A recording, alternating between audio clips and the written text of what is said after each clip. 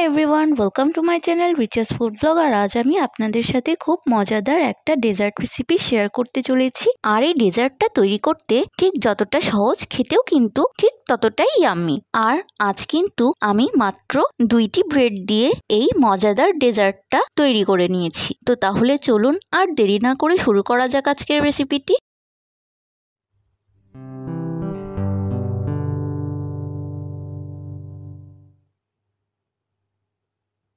তো bread milk custard অথবা শাহি টুকরা বানানোর জন্য আমি একটা প্লেটে বড় সাইজের 2 পিস পাউরুটি নিয়ে নিচ্ছি। আর হ্যাঁ, আজ কিন্তু আমি স্যান্ডউইচ ব্রেডটা ইউজ করেছি। এখন একটা নাইফের সাহায্যে ব্রেডের সাইডগুলো কেটে নিচ্ছি।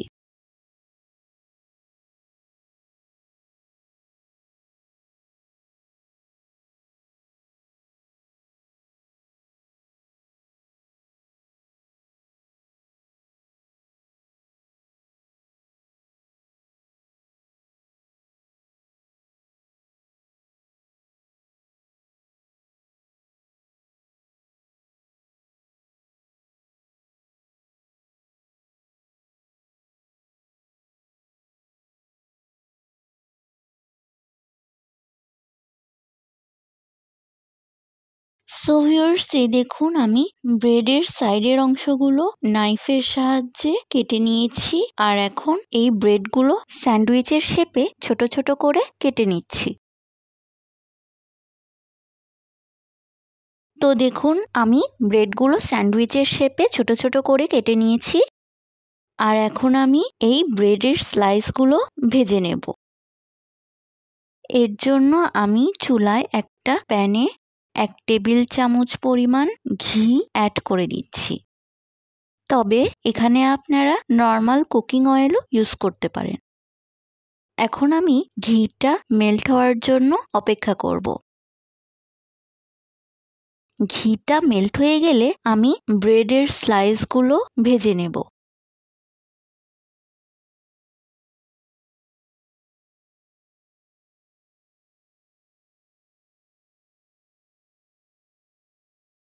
তো দেখুন এভাবে আমি পাউরুটির স্লাইসটা সময় নিয়ে গোল্ডেন ব্রাউন করে ভেজে নিচ্ছি।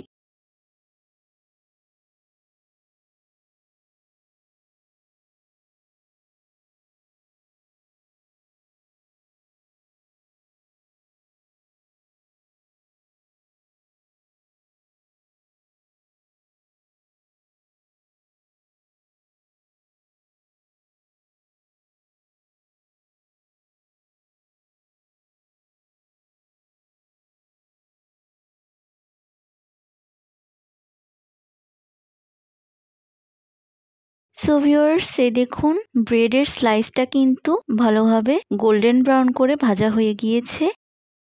আর এখন আমি একটা প্লেটে এই ব্রেডের স্লাইসটা তুলে নিচ্ছি।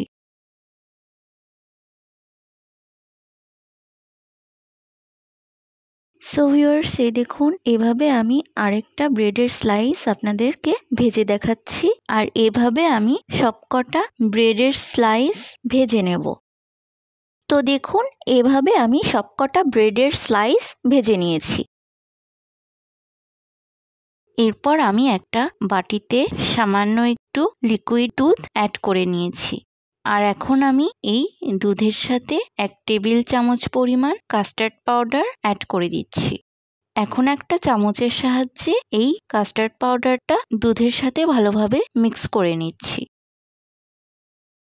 তো দেখুন এভাবে আমি দুধের সাথে কাস্টার্ড পাউডারটা ভালোভাবে মিক্স করে একটা মিশ্রণ তৈরি করে নিচ্ছি। আর এই দেখুন কাস্টার্ডের মিশ্রণটা কিন্তু রেডি হয়ে গিয়েছে। এখন আমি এই কাস্টার্ডের মিশ্রণটা সাইডে রেখে দেব।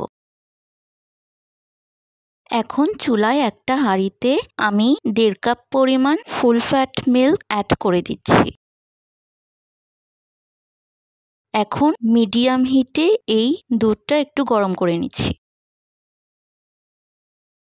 দুধটা সামান্য একটু গরম হয়ে এলে এখানে আমি 1/2 কাপ পরিমাণ চিনি অ্যাড করে দিচ্ছি। এখন একটা হ্যান্ড হুইস্কের সাহায্যে এই চিনিটা দুধের সাথে মিক্স করে নিচ্ছি। তো দেখুন চিনিটা আমি দুধের সাথে ভালোভাবে মিক্স করে নিচ্ছি। সো ভিউয়ার্স, এই দেখুন আমি হ্যান্ড হুইস্কের সাহায্যে চিনিটা দুধের সাথে ভালোভাবে মিক্স করে নিয়েছি। আর এখন আমি অপেক্ষা করব দুধে একটা বলক আসার জন্য।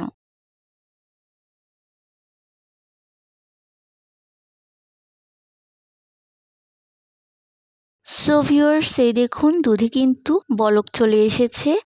আর এই পর্যায়ে আমি হ্যান্ড হুইস্কের সাহায্যে আরেকটু নাড়াচাড়া করে নিচ্ছি।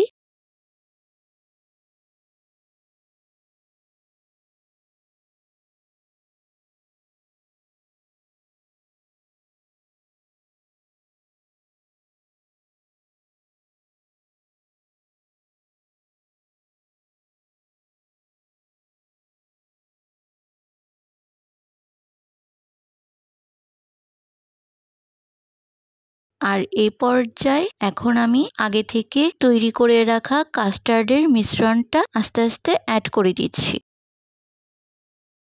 আর কাস্টার্ডের মিশ্রণটা অ্যাড করার সময় কিন্তু হ্যান্ড হুইস্কের সাহায্যে এইভাবে অনবরত নাড়াচাড়া করতে হবে, তা না হলে নিচে লেগে যেতে পারে। তো দেখুন এইভাবে আমি হ্যান্ড হুইস্কের সাহায্যে কাস্টার্ডের মিশ্রণটা দুধের সাথে ভালোভাবে মিক্স করে নিচ্ছি।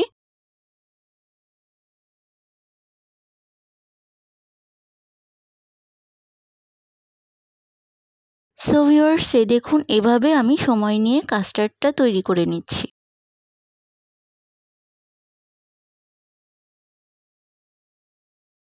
সো ভিউয়ার্স, এই দেখুন কাস্টার্ডটা কিন্তু প্রায় তৈরি হয়ে এসেছে। এখন হ্যান্ড হুইস্কের সাহায্যে অনবরত নাড়াচাড়া করে কাস্টার্ডটা তৈরি করে নিচ্ছি।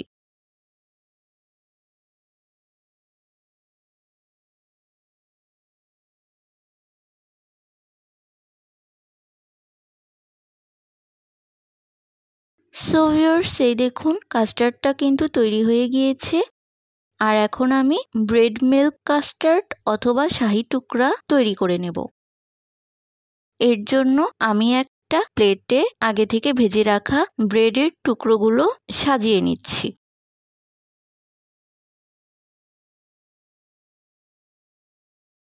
সো ভিউয়ার্স, এই দেখুন আমি সবকটা ব্রেডের টুকরো প্লেটে সাজিয়ে নিয়েছি। এখন এই ব্রেডের স্লাইসের ওপরে আগে থেকে রান্না করে রাখা কাস্টার্ড অ্যাড করে পরিবেশন করে নেব। সো ভিউয়ার্স, এই দেখুন আজকের মজাদার dessert recipe bread milk custard অথবা শাহি টুকরা রেডি অ্যান্ড সার্ভ। আজ আমি এখানে কিছু পেস্তা বাদাম কুচি এবং কাঠবাদাম কুচি দিয়ে সাজিয়ে পরিবেশন করে নিয়েছি। তবে আপনারা কিন্তু আপনাদের পছন্দ মতো সাজিয়ে পরিবেশন করে নিতে পারেন। আর এই ডেজার্টটা কিন্তু আপনারা ঘরে থাকা কিছু সামান্য উপকরণ দিয়ে খুব সহজেই তৈরি করে নিতে পারেন। এছাড়া কোনো ঘরোয়া অনুষ্ঠানে এই ডেজার্টটা ঝটপট আপনারা তৈরি করে নিতে পারেন। সো ভিউয়ার্স, আজ এই পর্যন্তই। আমার পরবর্তী রেসিপিটি পেতে হলে আমার চ্যানেলটিকে অবশ্যই সাবস্ক্রাইব করবেন। আর আজকের ভিডিওটি যদি আপনাদের কাছে ভালো লেগে থাকে তাহলে প্লিজ ভিডিওটিতে একটি লাইক, কমেন্ট এবং শেয়ার করবেন।